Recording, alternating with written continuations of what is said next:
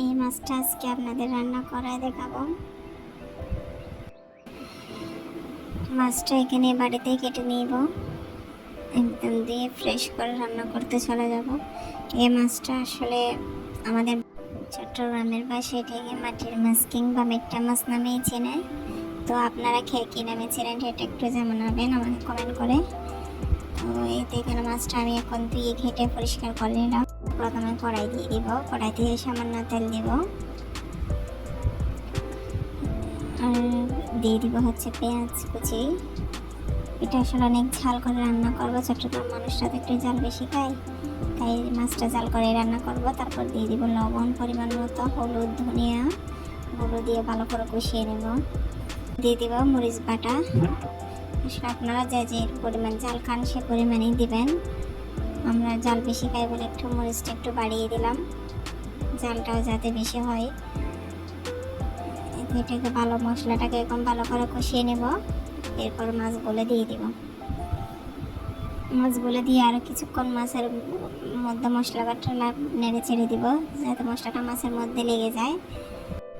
এখন দিয়ে দিচ্ছি কয়েক টুকরা লেবু, যাতে মাছের দুর্গন্ধটা চলে যায়। এতে মাছটা অনেক ফ্রেশ লাগবে খেতে। আমি এখানে 3 টুকরা লেবু দিচ্ছি। আপনারা চাইলে টমেটোও দিতে পারেন। লেবুটা দিয়ে আরও কিছুক্ষণ ভালো করে নেড়ে ছেড়ে নিব। কিছুক্ষণ পর পরই নাড়তে থাকবেন, যাতে মশলাটা না লেগে যায় নিচের দিকে। না নাড়লে কিন্তু মশলাটা লেগে যাওয়ার বেশি সম্ভাবনা থাকে, তাই আমি কিছুক্ষণ পর পরই নেড়ে দিচ্ছি। এটা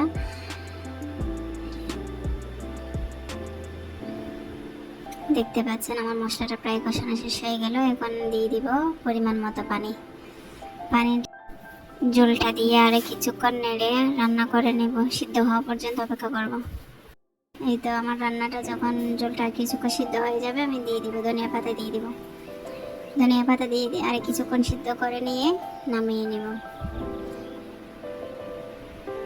এই তো আমার মাছ রান্নাটা হয়ে গেল। আর এটা কিন্তু খেতে অনেক মজা হয়েছিল সেদিন। ইনশাল্লাহ সবার ভালো লাগবে।